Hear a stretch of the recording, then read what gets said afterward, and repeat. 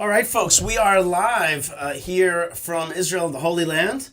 This is the Yishai Fleischer Show, and we are a nation at some kind of war. I'm sure you've been following the news, and if you haven't, Israel is now under a kind of general attack of rockets from Gaza, and also a type of uprising in the streets, rocks in a lot of places, really all over the country. It started in eastern Jerusalem, and now it's spread, and the real center of it all yesterday was Lod, which is a town kind of in central Israel, a mixed town of Jews and Arabs that has had the kind of atmosphere of coexistence for a long time. Yesterday and the day before shattered with the burning of synagogues and with the kind of a hoodlums rummaging through the town, burning cars. And another aspect of this whole thing has been the weakness of the police. At the same time, Israeli army response in different places. And we will discuss that also in conjunction with the beginnings of a new book that we're studying, that we're reading in the Torah portions of the week, which is the book of Numbers, which is ironically also the book of where the nation gets ready for war and actually fights wars. So I want to welcome to the program today our beloved Rav Mike Feuer. Rav Mike, welcome to the show. Shalom Yishai, it's good to see you. It's good to see you, and it's good to see also our producer Lou, who already says, hope you and your families are all safe and healthy. And Lou, please let us know if we sound and look good. That being said, it is a bit of a more somber type of show today, and that's because we are a nation under attack. The reason I didn't write nation under attack is because I prefer to not seem defensive, and I prefer to make a more like offensive type of sounding thing by saying, we're a nation. You do the offensive thing quite well. Yeah, that's right. I think offensive is very, very important. I think that offensive is very important, and right now there's a lot of videos that are pretty. Some would use the word scary, right? They're making these funny memes out of what was in the night sky yesterday over Tel Aviv. The Star Wars memes. Yeah, Star Wars memes. Have you not seen them? I have seen. Oh yeah, there's they're putting the Star Wars music in the background, and there's a barrage of like missiles and counter missiles flying in the air, like something out of Star Wars. Yeah, it is. It's inconceivable that we are sitting, and though the army is returning fire, so far we've not yet heard a real political decision to say we're at war. We know who the enemy is, and we know how to take care of them. We haven't heard that yet, and I don't know. I don't know if we will. Well, I'm hoping that one of the bright sides of this conflict is actually that there is more clarity now than before that jihadist indoctrination that has been happening within the four corners of Israel, within the borders of Israel. Jihadist indoctrination has worked its magic, and now not only so-called Palestinian Arabs, but Israeli Arabs, meaning to say Arabs with Israeli citizenship, are rising up against Israel in jihadist cause. For example, with blood and with spirit, we will free Al-Aqsa, but that really means the whole occupation. In their mind, that occupation starts in 1948. We're really seeing... Go ahead. I would say it starts before that, because remember the rallying cry around the Al-Aqsa Mosque, the first deaths that we can lay at its door is actually 1921 in the Jaffa riots. Meaning it's more than 100 years that the Arabs of this region have been using this idea that the Jews are threatening the temple, which, on the side, halavai, that culturally speaking, we were even really interested in repossessing our holiest place. I'm not getting into what should we do, and just simply culturally speaking, halavai, that we felt this real tangible loss, because on some level, as long as there's a mosque on the Temple Mount, they will always be able to point at us as invaders. Absolutely. Because it goes to the heart of our narrative, so to speak, and so long as we deny that, then it's a little bit difficult to make a real argument. So when they say that we're threatening Al-Aqsa, there's a kind of truth in it. There is a truth in it, in the sense that we don't think that Al-Aqsa Mosque belongs there. We think actually a temple belongs there, and we think this is our land, not their land. And there is a conflict there, and it's better to kind of say it truthfully instead of like beating around the bush and saying, no, there's space for everybody and all that kind of stuff. Like, we have to be honest, but to say, like, yes, we do want a third temple there. Now, how that's going to come about, I don't know. And maybe it'll come about in 1,000 years, and maybe it'll come about in 10 years. I really don't know. But I do know that we lay claim to that spot. We lay claim as that spot is ours. But that's the very, very heart of the issue, which is the Temple Mount. But even more peripherally, in the town of Lod, which is a town that, it's a town that was a paragon of coexistence.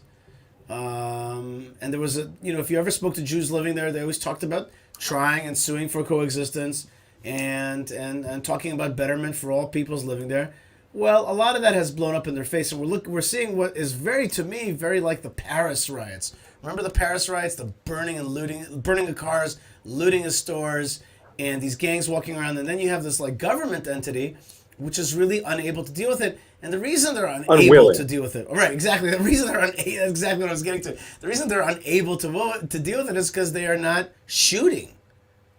That is something really weird that the state of Israel is in right now. It's in some kind of mode, which it's just not reacting properly to people that want to undermine your whole story, and that proper action. You don't need the wisdom of Mike Feuer to know that you shoot bad guys. You don't need that. And what's happening now is that just like nature abhors a vacuum, so do politics. And I don't know if you've been following on social media, but there was a whole group of guys who came down from Yitzhar when they saw their fellow Jews being abandoned by authorities and said, we know how to deal with this. You want to throw rocks at us? We'll throw bigger rocks at you. Right. And lo and behold, what happened? They returned order to the streets until they themselves, a few of them, were rounded up and arrested. Right. And the joke going around on social media was like, oh, at least when the Jews show up to riot, the police will come quickly. That's right.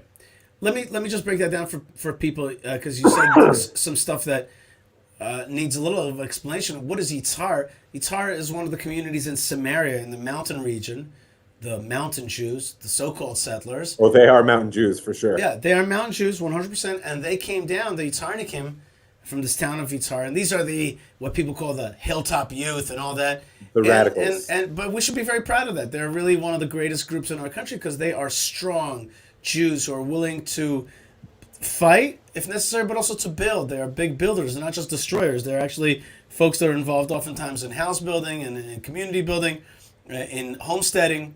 And they came down to the town. And if anybody's ever watched, some people know I'm not a big fan of professional sports, but when I was a young man, one of the things that I enjoyed watching in sports was hockey. I always thought that hockey was the best of all the sports because it was the grittiest and the realest. And one of the greatest things in hockey was that, like, if somebody was messing with you, you would put on the ice somebody who's the enforcer, right? the brawler. You literally put the brawler in this guy, and which is a weird thing in hockey that is part of like the sport. Part of the sport, right? Right, brawling. And so they brought the brawlers down. Now, immediately order returned to the streets because the jihadi gangs, and that's what they should really be understood as being not freedom fighting people or anything like that, but jihadi gangs saw that there were Jews who were willing to stand up and defend, and they backed down. They simply slinked away. Sadly, though, there's something wrong with our own police right now, which is stopping the natural Jewish reaction, which is to fight back, armed, or with fists or whatever, with rocks like you mentioned. So what is that? And that's really the mystery of our time, which is this, it looks to me like today, I'm going to say something very not easy to say for a Zionist, which is the Israeli police is part of the problem, not part of the solution. Yeah, and I find it hard to blame the individual police officers. I mean, right. They all have families. They all have spouses and kids. They want to spend the rest of their life in jail because they actually use necessary force in a situation like this. It's an untenable situation so long as the country does not accept the reality of being at war. And I think that the reason that we're not accepting the reality of being a war, when I say we, it's at least the government, is because that of necessity begs the question of what does victory look like? And victory does not look like mowing the lawn, in that awful phrase that gets used by our military leadership. It does not look like mowing the lawn of pushing this down. What was it? It was 2014 the last time we sent our boys into Gaza and lost so many, wonderful, wonderful young men. Like, 7 years is not so long for over 70 lives of our soldiers. Not even getting into the civilians, etc. in Gaza. Not that I'm immune to that, but my point is the government's responsibility is to its citizens. That is what government is. And the government's primary responsibility is the well-being of its citizens. And if our government is not willing to take a long-term, holistic view of the well-being of our citizens, then it's not a legitimate government. Mm-hmm. And we're in a real quandary at this point. I mean, just when you thought you couldn't add any more crises to the governmental structure, here's a big fat one right in the middle. Yeah, and I think we may have mentioned this last week. I don't remember exactly, but I just want to remind people that every human being has got the autonomous right of police powers over his or her own body. You're allowed to defend yourself, in simple words. And when we contract with a state, our contract is to give up our individual freedom and give it to the government, because the government's going to do a more holistic job, a larger job, more deeper job of securing us. And so we give up our security to the police or to the army, to the government, to the state. And then when we do that, then we're no longer allowed to be vigilantes or take the law into our own hands or to defend ourselves, because now there's this apparatus. But if that apparatus is not working, a human person is allowed to take back that. If the contract is being broken on one side, you are not going to be. You should not be allowed. You should not be bereft of defense. You take that right of defense back to yourself, the right of police. And so that's what's happening in Israel right now. If the police is not going to do it, and in fact is going to actually arrest the wrong people, and therefore really be aiding and abetting somehow the jihad, which is mysterious, then individual people, and I've already seen in some groups in some places that I'm connected with, have said, we see now that if we call the police, we get more rocks thrown at us. And if we don't call the police and handle things ourselves, we're better off. So that is definitely a crisis of the state of Israel, no question about it. So it's a crisis of authority, which always has its roots in the crisis of vision. I'm just going to keep saying it over and over again. If we don't have a conception of what victory looks like, then there's no way we'll be able to wield the authority which is necessary to wage war. I don't know what else to say. Let's look at some of the comments right now. Lou says, looking and sounding great. Thank you very much, Lou. We have Gundren, who says, interceding for shalom for Israel. I think interceding in this case means praying. Praying for the peace of Israel, right? I like that. Interceding for shalom for Israel. Thank you very much. Eric says, shalom. But I want to tell you something, Eric. Thank you very much for Eric Gonzalez says shalom. I just want to remind you, sometimes as the book of Ecclesiastes, Kohelet, reminds us, sometimes there's an et milchama and an et shalom. There's a time for peace, which is beautiful and really the most beautiful thing. That's one of God's names. But God is also a man of war. Sometimes you have to also push back and fight. And so we're living in that time where we have to push back and fight right now. So yes, we pray for peace, but let's also at this juncture pray for victory and for strength in war. I think that's important. I think that is the prerequisite for peace, is be able to defeat the enemies who are the enemies of peace. Yeah, I mean, like you said, that shalom is the name of God, but so is Netzach. Excuse me. So is Netzach Israel, right? Which yes means the eternal one of Israel, but also means it's victor, because that which is true lasts, and God is truth, and we rest our mission upon that truth. And I just think that a deepening of attachment to the land, to the Torah, to one another, is the call of the hour. And I, by the way, don't see that as some sort of xenophobic, chauvinistic stance. And I think often right now about Zev Jabotinsky's classic essay, The Iron Wall, where in 1923, he made it very clear to everyone what the situation would be unto our day, which is you cannot treat the Arabs of this land as a bunch of rabble. They see themselves as a people, and as a people, they will fight to their dying breath so long as they see that there's a chance to get rid of us. Only once they understand that we are not going anywhere will they come to terms. Mm-hmm. And the problem is that we have, over the last 30 years in particular, projected this message like, really, I'm not really sure. If I just give you some of it, maybe we'll let me go. And this is where it's gotten us. And it's bad for them as well as us. As much as it may feel good for those folks there in Ramla to vent their rage and burn some cars there, in the end of the day, they're going to pay a big price for this because you know how many Israelis are watching the television saying, oh my gosh, the right has been saying all along that this would happen. And here it is. They set themselves back by 30, 40 years in their relationship to Chavar Israelit. Well, we lost Yishai, so now's probably my time to tell you that, right, secretly, he's a superhero, and that everyone should know. He's coming back. Yeah, I lost you there for a second, and I still am not back properly. Hold on. That's okay, because I've revealed your true identity to all the listeners. Oh, now that's he. Notice he cut off my sound. You know the truth. Yishai. Okay, I'm unmuted. And I'm back and I'm hearing you. How about me? Yeah. Can you hear me? Yeah, I hear you great. You're great. Okay, everybody's all right. Okay, so the enemy obviously just attacked us here. We're all right. By the way, I just want you to know, like I'm in a good mood because I feel like this war is going to be good for Israel in that we're going to like figure out some stuff, and we're gonna what's the word? Some stuff is gonna like pan out. We're gonna sift through some issues that we have right now, but at the same time, just want to make it clear, people have died already in this conflict, including, by the way, Arabs who were killed by Gaza rockets. Yes, including a 16-year-old girl, and others have been very seriously injured. There's been hundreds of rockets that have now blanketed the central Tel Aviv region.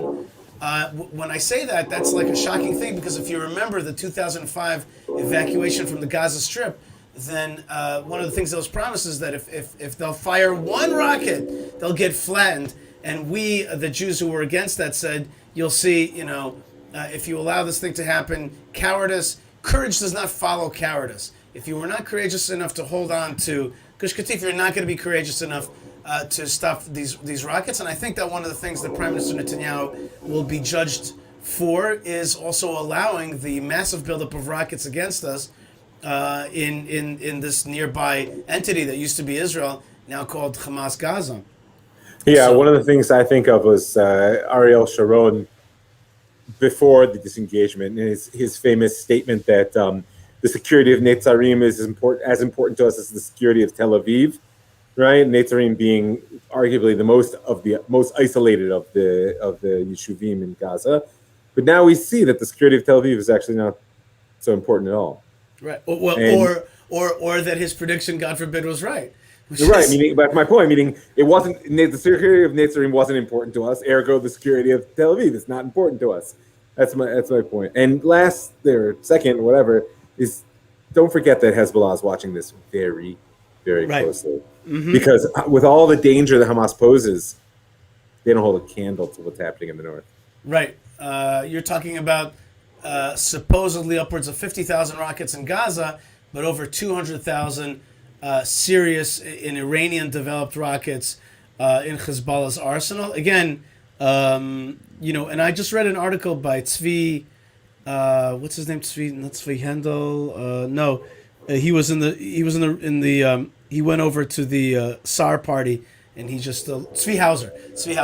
And I read a very serious article by him, a very serious strategic outlook at Israel's defense, and he's like, we can never allow such a rocket arsenal to live next door to us like this. It's a strategic danger for Israel. Let's keep going. Marcone says, Shalom Israel. God bless you, Marcone. Ann Gibson says, Good to see the two of you and praying that you and your families and Abba's victory as he remains faithful to his promises. She's talking about Hashem. Lost you again, Yishai. Technical difficulties. What can I say? Oh, here he comes. Oh, whoa. You keep dropping the show right in my lap, You're man. talking and I don't hear you. Wow. I hear myself. I don't see you. Hold on 1 second, Rav Mike. We're having some technical difficulties here. It's the forces of evil arrayed against us. Oh, boy. Yeah, you're talking and I don't hear you. Just 1 second. Let's see. Rav Mike, are you there? Oh, I am so here. Oh my gosh, yeah. There's You here now? These technical difficulties are good because they're reminding me that there is a real tension. I'll just give you an example. Yesterday, I did not come home at night. I was stuck in Hebron because there were rocks and shooting happening on the road yesterday, and I just had to stay at my office and sleep there. Baraket says, no matter what happens, God is always with Israel. I see the protection of God under such an evil attack. And you know what? Baraket, thank you very much for saying that. And I want to say something. God is with Israel, and Israel's with God. But it is nice to have friends. And I appreciate people around the world that are standing with Israel in this attack. Thank you very much. And the lies that Israel is the aggressor and that Israel is, displacing people all the time and all that, they are found. The other side is doing the mucho job of sending it out there, and I sometimes think that the social media outlets themselves are complicit. Let's just say I get a feeling sometimes that the algorithm is not in my favor, although I'm allowed to speak. But let's put it this way: my volume is a little bit down. I know as a radio guy that when I have a guest, especially when we have big studios, when we have a guest that we don't like so much on the phone, you just push down the volume a little bit and you can talk right over them. That's what it feels like out there in the social media world. Yeah, well, I mean, listen, the narrative battle is a primary front right now. Right. Because, this is a battle for hearts and minds as much as it is a battle for territory or safety. That's right. Absolutely. Well, Deanna Jones writes, luckily you all have vaccine passports. Good luck with that. I just want to say, she means green passports like... No, I understand that. What's the good luck with that? Meaning to say, I'm guessing that Deanna is not so cool with the whole vaccine thing. And I just want to say, Corona and all that, that's like so yesterday right now here in Israel. Last week, people. It's like we fought that battle like last week. We're on to something else now. And like, don't worry about that right now, Deanna. You know what I mean? I get it, and you could tie it in. Not muddy the waters. Yeah, just let's not worry about it right now. And here is somebody who is not a big fan of Israel. Israel Democratic, ha. You are a killer. Very clear that you are a killer. Pity, very pity. Sir Hitler, love you. 5% on Earth. This 5% destroy world. Anyway, you dance, you killing innocents. Wait, can we? 5% would be fantastic. I mean, could you imagine a world in which there were like, I don't know how many people, 90 million Jews? Wow. Anyway, get rid of this guy, Roshan Risdan. No, well, you know what he represents. He put in a lot of the very many different kinds of hate. Every classic anti-Semitic accusation here. We're spreading viruses. We're poisoning people. We live, we divide others, we lie and cheat and steal and make war. Right. We're wealthy. Get rid of this guy. But just one more thing, Rav Mike. One more thing about this guy is like we're about to receive the Torah again on Shavuot, the holiday that's coming up. And the rabbis say that one of the reasons that Mount Sinai is called Sinai is because it brought down sin'ah, hate, into the world.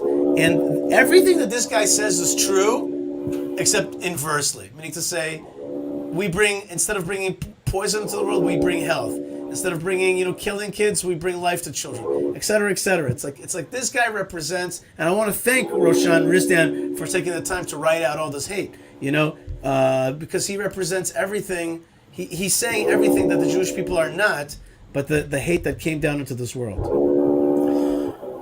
Yeah, I'm just exhausted by it. I'm sorry. Yeah. I'm exhausted by it. Right. Kathy McKinley says, I stand with Israel. God bless Israel. Shalom, shalom. And Jay White says, Corona was so yesterday. Ha, ha, ha. Love that. All right. But Lou did not like Rodan, whatever his name was. And he says, get rid of him as well. Thank you, Lou. No, we got rid of him. But I want to tell you something. I want to get to the Torah with you now, but I just want to say, Mike, it's very important, speaking of the narrative war, it's very important to spread right now both strength, a sense of strength, and also a sense of the correctness of Jewish rage. The kind of is there a big noise happening in your background? Somebody drilling into your wall over there? No, nope. There's like what's going on? I hear a crazy. Oh yeah, no, that's outside though. All the windows are shut. Is that building of Jerusalem? Is that what we're hearing? That is the building of Jerusalem. Oh, that is a beautiful noise. Okay, Jerusalem is being rockets are raining down in Israel, and Jerusalem is being built. That could be nothing could be more beautiful than that.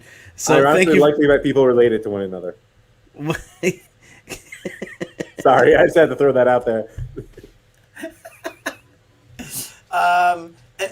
So I was saying the other thing is, you know what is like become the progressive type of community has caused, that we're not allowed to rage. And one of the things that I think is very important is Jewish rage. We got to have that ability to rage.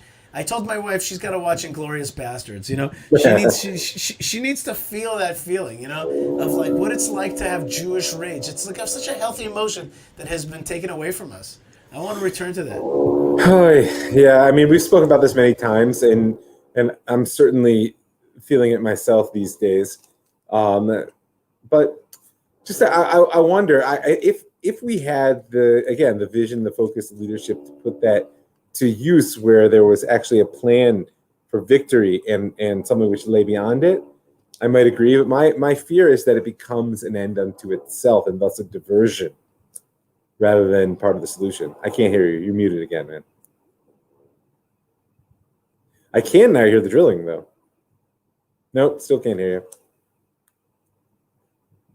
you. Everyone start to bombard Yishai with messages on Facebook saying, get a technical assistant. Yeah. Can you hear me now? I changed the mic to something else altogether. Can you hear me? Yeah, but the sound is pretty bad. There's a hiss in the background that makes it sound like you're in the shower. Hold on just 1 second. Keep talking for a second. You know what? I'm going to show a picture and you discuss. 1 second. Oh, no. It's just like when I feel like I'm in front of a psychologist right now. Tell me what you see in the picture. This is a picture of the encampment of the Jewish people in the desert. From the Jewish people in the desert. I mean, it's a fundamental structure, not just of the narrative, but of Jewish thought. It has its origins in the way in which the sons of Yaakov stood around his funeral bed and carried him up to the cave of the Machpelah. And in that, it kind of represents not just the wholeness of Am Yisrael, but the very important fact that we are people who is compound and made up of many types. And the goal is not to all be the same, but rather to have a shared center. And that's so much, in my eyes, what we lack today. It takes us right back to the Temple Mount and the discussion that we sort of touched on before. That's right. So in this week's Torah portion, it's called Bamidbar. In Hebrew, we call it in the desert. But in English, it's called Numbers. And the Jewish people are counted. And then they are lined up as an army unit. And they are lined up according to this picture that I'm showing you here, in which this is the tribal designations, tribal alignments. And first thing, we have three different kind of camps, right? We have three camps. We have the camp of holiness, right? This is called the Machane Kedusha, right? Machane Shechina, yeah. Machane Shechina, that's right. Machane Shechina, which is where the Mishkan rests, where the tabernacle rests. And then you have around that the Machane Leviyah. This is where the Levites and the Kohanim are around this inner core of the tabernacle. And then you have that's right, Machane Shechina, Machane Leviyah, Machane Yisrael. And then you have, in the corners, you have pasture for cattle, because you have to have some pasture for cattle areas. Cows got to eat, man. That's right. People got to eat. Animals got to eat. And then you have the flag of Yehuda. So it's Judah Yissachar and Zebulun, right? Yehuda, Yissachar, and Zebulun. They are leading. Where is this picture from? One of the most important books of them all. Little Midrash. The Little Midrash says, okay? So you by the way, if I can recommend anybody, any family, Jew or non-Jew, that wants to understand the Torah better, please get yourself this, the Little Midrash says. And not the Midrash says, get the Little Midrash says. Okay? It's excellent. So we have the tribes of Yehuda, Yisachar, Zvulun, and that's going that's going in the direction of, is that east, right? That's going, is that, I get a little bit confused sometimes. You're holding the diagram, man. Yeah. So I think they're the ones heading east. You have to the north. You have you know, and you got and everyone has their own flag, but then there's like a fighting flag. There's the travel flag. Right. Degel Machane Ephraim, Degel Machane Yehuda. Right. Degel Machane Ephraim, Degel Machane Dan, I think, and then Degel Machane Reuven. And these are the. Here we are. Oh, here they are. Check this out. Here they go. Okay, so you have Reuven, Shimon, and Gad is one flag. Yehuda, Yisachar, Zvulun is the second flag. Dan, Naphtali, Asher is a flag with a snake. And Ephraim, Menashe, and Benjamin is with like a young man. So you see that they have the lion. The man. Yes, the gazelle, the lion, the snake, and the young man. And these Chassidish Kinder. The Chassidish. It might have been a little bit more biblical looking in the past. Okay? And then we also have the families that carry the vessels of the tabernacle. Okay, am I doing this right? There it is. And that's the Levite families, and they carry the stuff of the Jewish people and the Ark of the Covenant, which is also, there's also a war ark. There's a war ark that goes out in front. There's some differences of opinion of what is in the war ark. For example, there's one opinion that it carries, one opinion is that it's empty, and another one is that it's got actually parts of the Ten Commandments of the tablets, the broken, right? So you send the broken ones in front, you know, you keep the whole ones with you, but like the broken ones, the fighting ones, are in the front. And I think it's not a coincidence that Hashem is giving us this Torah portion to tell us there's a time for war, there's a time to organize properly, and it's got to be for a meaningful way. Like you said, it's got to have an end game. And our friend Rabbi Yehuda Cohen is always talking to me about what is the end game. That's the question here. Right. Well, we know what the end game is. The end game is, there's like a minimum and a maximum. The minimum is having a well-defended Jewish state where Jewish culture can flourish. That's like the minimum, to have your borders, to have security within your borders. That's the minimum. And the maximum is to have a holy land with a temple at its heart, which is a light to the nations, light to the whole world. So there's like the minimum threshold and the maximum threshold. I hear it. At the same time, I think that what we're seeing in the current conflict is the understanding that minimum position simply doesn't hold water. Mm-hmm. Because the reality of our history is brutal. I mean, we shouldn't shy away from that. The reality of the founding of the state of Israel, like the reality of the founding of perhaps every other state before it, was born in war, it was born in conflict, it was born in an attempt to reconquer our land. I saw, what's his name, Peter Beinhardt. I saw him saying, if we don't embrace the reality of he calls the Nakba, of what happened in 1948, then it will continue. He was talking about Sheikh Jarrah, which of course, in all honesty, has nothing to do with that story, but whatever. But you know what occurred to me? Is, Ramla Lod was the site of the one place where it's been documented by Israeli sources. The army made a strategic decision to remove tens of thousands of people from their home in 1948.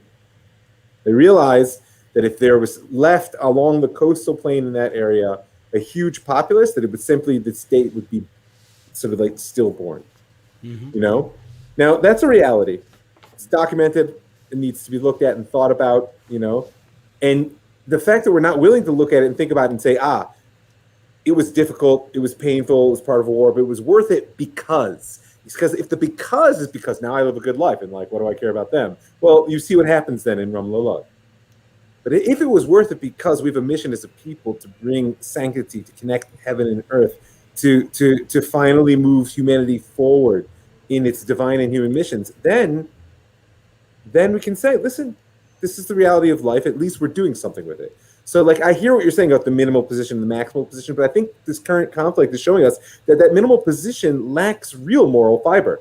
It is not okay to fight the way we fought, to struggle the way we struggled, simply so that we can, have IKEA and, and less traffic on the roads. Like, the Mikdash is not a minimum threshold. It is a minimum threshold, not a maximum demand. I agree with you, but there's the different sides of my personality. Like, it's like little lawyers within, and the little lawyer that's better than the inner Nazi.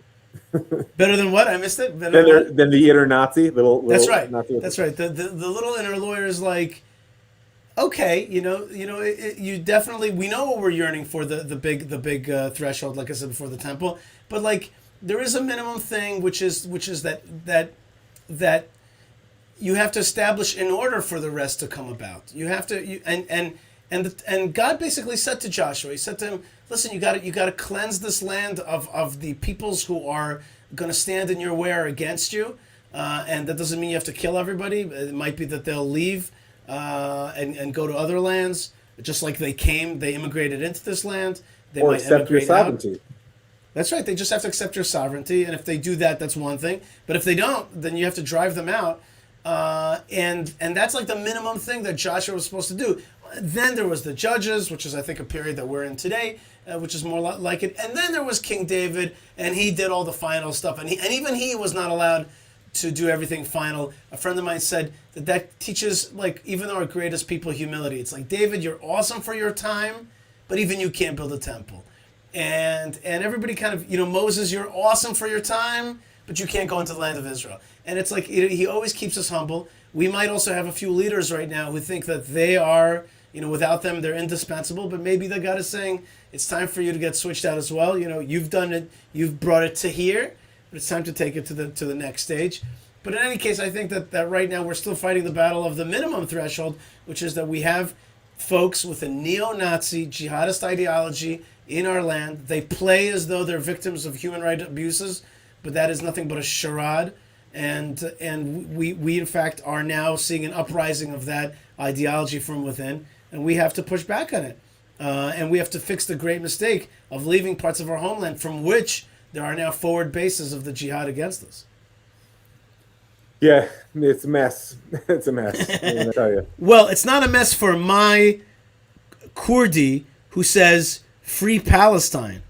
And I wonder, by the way, if your last name may mean that you are of Kurdish descent, because there are a lot of Arabs, Palestinian Arabs, who are of Kurdish descent, and I have found that a lot of times they are more reasonable to deal with, because the Jewish people and the Kurdish people have had a very good relationship. Although the Kurdish people are Muslim, we have had really excellent relations with them, both when we lived in their lands and as a separate state of Israel with the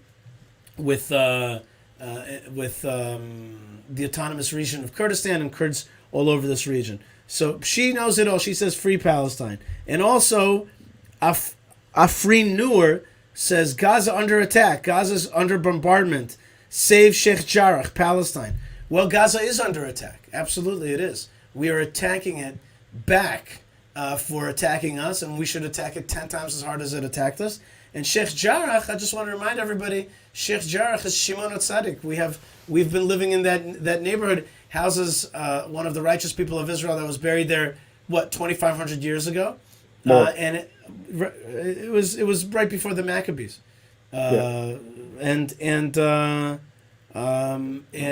Jewish people have been living there. And the very houses in question are Jewish property homes that were rented to Arabs who just stopped paying rent. So,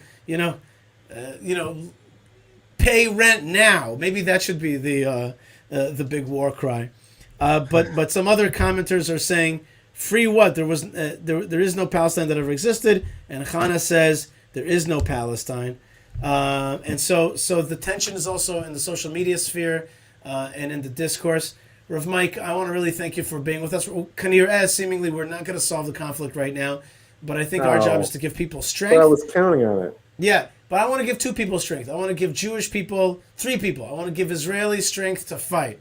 I want to give pro-Israel Americans and pro-Israel people around the world the strength to stand up for Israel. And I also want to give strength to those Arabs and Muslims who are dead tired of this jihadism and want it off of their good name and off of their back. And I really, and all the people that are, Gaza is under attack. And there's many Arabs who are against the Hamas way. And they told us, don't leave. We'll be slaves to the Hamas if you leave. And there are many of them that I just want to pray for them and hope for their freedom. And really, let's get back to the Abraham Accords. And there's one more thing that we didn't talk about, which is the difference between the Trump administration and the Biden administration. Is it a coincidence that this, instead of Abraham Accords, we have this on our plate right now? No, I don't think so. I mean, listen, the United States may not want to be the world's policeman, but it is the hegemon, no matter whether it wants to be or not. And as soon as they send the clear messages that they are not willing to stand up for democracies, for sort of basic, norms of international law, then this is an indirect result, at least. Mohammed Shah. Why are you putting these guys up there? Because I want to show you what's going on out there. And this guy says, I don't need to see them to know what's going on. But you know what, though? though? But you know what he's saying? He's not saying, give me my freedoms. He says, I want to destroy Israel. That's what he's saying. No, this is not about freedoms. This is not about freedoms. If it were about freedoms, they were smart. Let's face it. I mean, I don't know if you want to end on this note, but those folks rioting in Ramla, if they got injured during that riot, where did they go for the treatment? They went to Kupat Cholim, right? Meaning, and they have elected leaders. And, okay, Beseder, don't pretend that we're a perfect society, and I'm not even going to go down there. I don't need to. I'm more than happy to look at the warts of my society because I can be proud while I do it, right? But this is an attempt to destroy everything we've built because there are forces in the world that are opposed to the existence of the Jewish people. And maybe Yishai cut out at that moment just to give me my final word, which is on some level we need to learn to stand together to represent a vision of the divine within humanity, together with its imperfection, and the constant commitment of the Jewish people to move forward in history over all failures toward the destiny which really is the right of all humanity. That's all I got for you. Rav Mike, thank you so much. I'm sorry that I'm having technical difficulties on this end. Can you hear me at all? I hear you now. God bless you. Yeah, I want to really thank you for showing up with me here today. Technical difficulties, conflicts, but we shall persevere. We shall persevere. We will continue to fight, and Bezrat Hashem will continue to also win, because this story is just beginning, and it's got an amazing end. And I think that we will be blessed by keeping the course, going with our Torah that gives us the mandate to also fight. It gives us the mandate to be followers of God, but then He organizes us in the position in an army to fight. And Bezrat Hashem, we will do that, and we will be victorious over the enemies of Israel. And those people that want to walk with Israel, they will be walking towards the path of Allah, the path of God, which Bezrat Hashem we will find through this conflict. Rav Mike Feuer, I want people to check out your website, ravmike.com, and also jewishstory.co. You have a great podcast about Jewish history, and also fantastic spiritual counseling. Lost my voice, losing technology. It's all good. We're in a war. We got to fight and persevere. It's a rough day out there. Rav Mike, thanks so much for being with us, and God bless you. Bye. God bless you. All right, folks. That was Rav Mike, and he is awesome. And thank you so much for being out there. And there's so many people out there, for example, like Muhammad, who says, liars, you're stealing land, occupying Palestine, evicting people from their homes, firing bombshells at Al-Aqsa Mosque. So I think that I would say that the rhetoric that you're saying is exactly the lies. Palestine is our land. We are the original Palestinians. We are the people. We are the Jews. We are from Judea. Read the Quran and ask the Quran who the right people are in the land of Israel. The Quran says in 4 places that this is our land. And so why don't you just at least respect even what it says in your Quran? And we are going to bomb Gaza, because we're going to bomb exactly the people who are bombing us, are going to get their they're going to get right back what they sent to us, and even 10 times harder. That's why we're going to do it, because we're not going to stand to be attacked by you and your jihadist forces. And the evicting from the home, the jihadists always evicted Jews. We won't let that happen any longer. And the Al-Aqsa Mosque is actually our temple. Again, read the Quran. And Muhammad keeps going. He says, real Jews said they should live under Palestinian passports. That'll never happen. Keep dreaming. Says Jacqueline, I'm an American Christian. I stand with Israel and pray for the peace of Jerusalem. May God bless you and keep you safe. Thank you. And don't forget to pray for our strength. Not just peace, but right now for war, for victory in war. And what does he say? What else do I have out here? Are you a proxy crusade for the Christian? No, that's not it. Sorry. We're a proxy for our truth, which has been with us for a very long time. And you never read the Quran, says Muhammad. It's funny because the Quran is here on my shelf right over here. And he says, Allah took it away from you because you're hypocrites. Yeah, but it also says that when we keep the Torah, which we do and will, the land is ours. And guess what? Guess what, Muhammad? You've never been able to beat us in our land. Why is that? Because Allah does not let you. And he won't let you beat us now either. With all of your rockets and all of your mess, all you do is you live in civilizational regression. Okay, you live in the 11th century and all you think about is killing and suppressing your own people who want to move forward. Okay, you don't understand the Abraham Accords. You don't understand to move forward because what you like is violence and you like victim mentality and you suppress your own people, and you don't understand that Allah is not with you. Just look at it, because you've been trying to get rid of Israel for 100 years, and yet it's the most successful country in this whole region. Why is that? Is it because we're bigger than you or richer than you, smarter than you? No, it's because Allah wills it. And Allah will destroy the enemies of Israel. You start paying attention to your own Quran. In any case, Muhammad says, you follow false Messiah. I wouldn't talk about whose Messiah is false. You know, when the founder of Islam, you know, was a pedophile and a murderer. I wouldn't worry about it too much at all. I really wouldn't worry about it. In any case, but Muhammad does say Allah is near. Amen. God bless you guys wherever you are. We can get through this conflict if we keep on being strong and being strong in our faith in Hashem. And don't let the bad guys cow you to give all kinds of little answers. Here now, Muhammad is cursing my mother.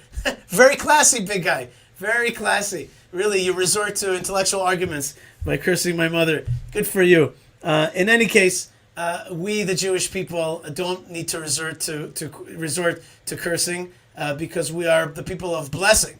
But the blessing in this case will come through destroying our enemies and destroying the evil. And right now to pull ourselves up into strength and to crush the bad guys. And when I say bad guys, I don't mean all Arabs or anything like that. I don't mean all of Islam. I mean the jihadists who have embraced the neo-Nazi ideology. They will lose at our hand, and God will give us strength to defeat them. God bless you guys wherever you are.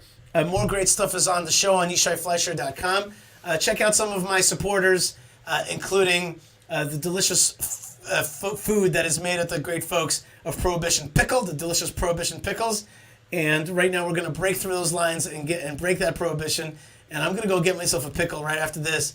And enjoy the strength that it gives me to continue to fight. You could go to Prohibition Pickle, their Facebook page, and also their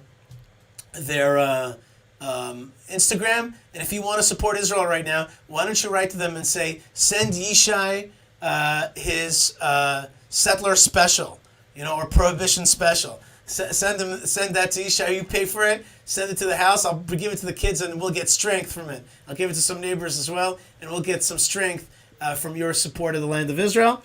And if right now you feel that you need also spiritual support, check out Bible-Shield.com. Bible-Shield.com. Bible Shield. The Bible Shield is a great piece of jewelry that has the whole Tanakh, the whole Bible on it, and it's like a gold medallion and shield. that helps you feel that God is with you. You're putting Him on your heart, and you're putting the whole story of Israel on your heart. So check that out, and write in coupon code Yishai, and you will get 10% off there. And we have many other sponsors, including Jewish Press, jewishpress.com, who are supporting all the shows that we do and put them up. And also the Jewish community of Hebron.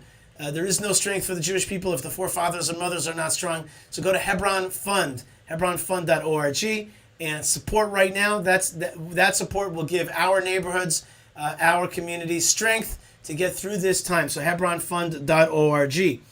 Because there are people like Muhammad who says, free Palestine. And what he means by that is kill the Jews and destroy the Jews and destroy Israel. And he says, land of Palestine. He's got an alternative narrative. Muhammad, you're great. You're really helping me make the show today by explaining to people what the jihadis really want. They don't want two-state solution. They don't want rights. They want to destroy our country and take over this good land. They want to steal this good land. And so that is what's happening right now, and we are fighting against that. And of course, go to YishaiFleischer.com and support all the work that I do. I, in turn, support a lot of people out there a lot of forward communities who need help with their farming and with their pasturing, all kinds of stuff that they're doing out there to hold the land of Israel, to hold the line. They do education, they do farming, and you get supported through going to YishaiFleischer.com and to hold on to the land. And Muhammad says one more thing. He says, my ex was a Jew.